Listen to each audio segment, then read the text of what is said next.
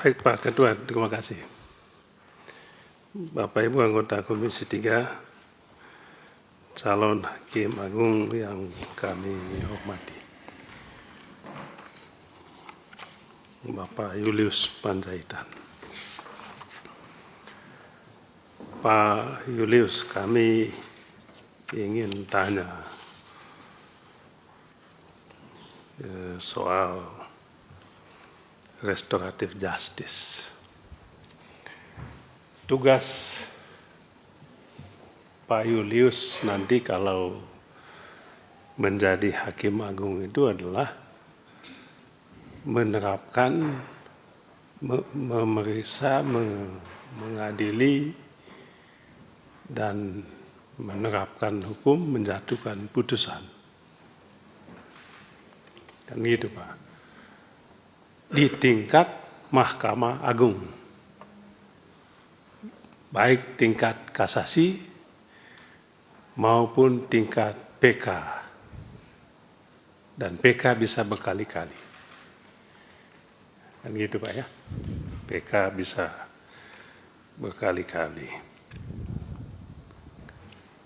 Ketika Pak Julius nanti mengadili satu perkara yang diminta oleh pimpinan untuk diperiksa dan diputuskan, maka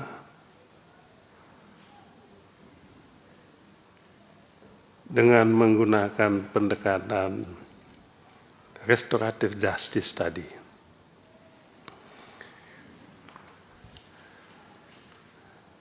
ada pilihan-pilihan. Pilihannya antara menegakkan keadilan,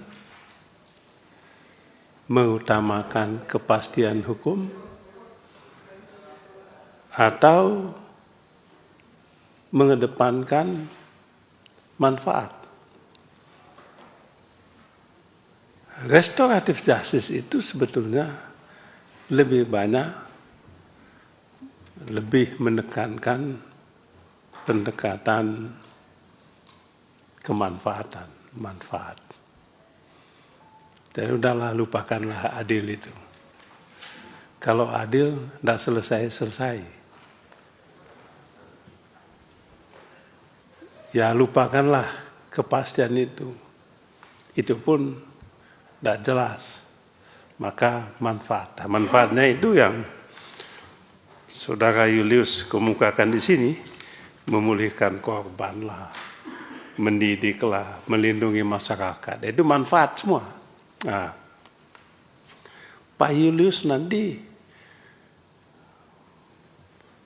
mengutamakan yang mana dari tiga keutamaan ini?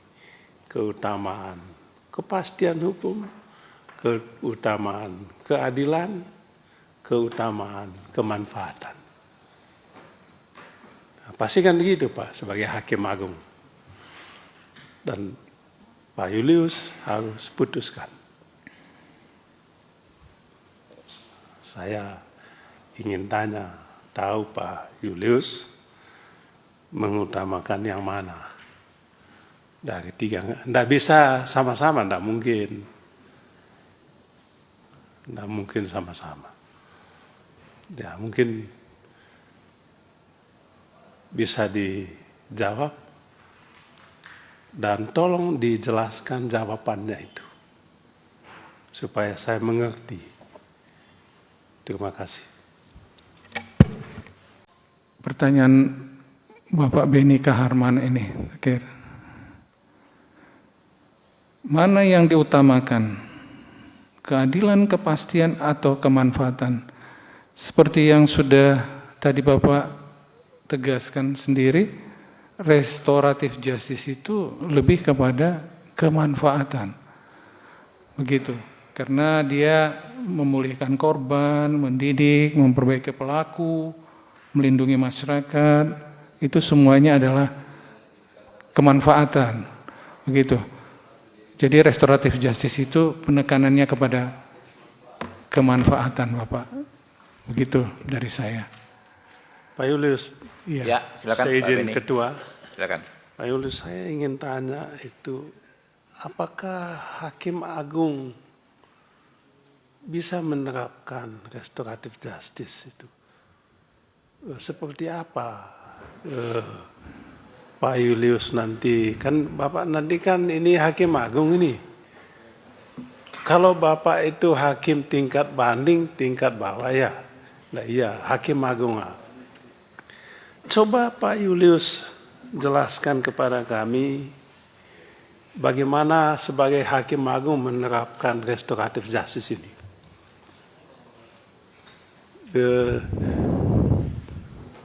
Ya, makanya tadi saya ingin tanya gitu, tolong Pak Julius jelaskan itu. Izin pimpinan untuk jawab. Langsung. Iya. Pelaksanaan restoratif justice itu terjadi pada tingkat pertama, Pak. Begitu.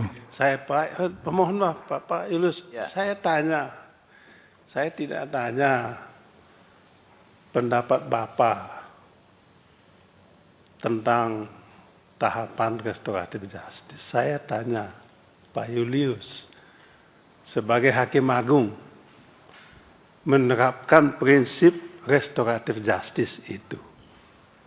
Apakah bisa? Kalau memang bisa, tolong jelaskan bagaimana.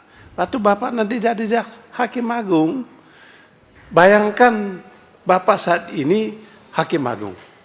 Dan di kepala Bapak itu pengetahuan, pengalaman, informasi restoratif justice itu penuh sesak di kepala. Nah, ada kasus di depan Bapak ini. Mau Bapak menggunakan penerapan ini tadi manfaat. Saya setuju itu Pak, manfaat. Diutamakan kemanfaatan. Bukan keadilan itu kan abstrak Pak ya. Nggak jelas itu abstrak. Nah, keadilan, iya kan? Keadilan itu no justice, no money, no justice dia. Kan begitu, no money, no justice. Makanya orang bilang, udahlah yang penting manfaatnya apa. Itu yang saya tanya Pak Julius. Iya. Ya. Izin pimpinan untuk jawab. Maksud saya Pak, karena saya bilang tadi dari tingkat pertama, hal itu nanti kalaupun bisa perkara tersebut saya tangani, itu karena ada upaya hukum sampai ke saya, begitu. Nah, mungkin itu yang hal-hal yang bisa ada, yang melakukan upaya hukum bisa saya tangani, begitulah. Tetapi untuk perkara-perkara yang menurut penilaian saya, sampai misalnya ke kami, bukan melalui alur restoratif justice, tetapi bisa diterapkan restoratif justice, maka saya sebagai hakim akan menerapkan itu Pak. Dalam pengertian, ya bagaimana kemanfaatan hukum itu bisa dirasakan oleh semua pihak. Begitu Pak yang bisa saya lakukan. Masih lagi Pak Beni, Pak cukup. Saya tanya Ya. bagaimana Bapak Hakim Agung melakukan itu. Itu yang saya tanya.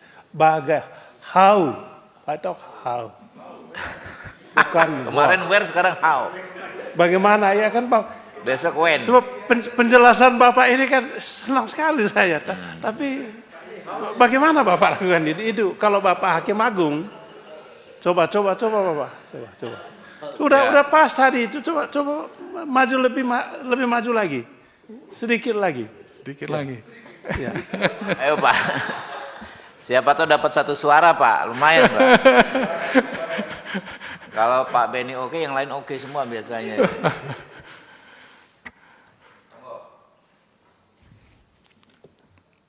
Bingung saya Pak jadinya.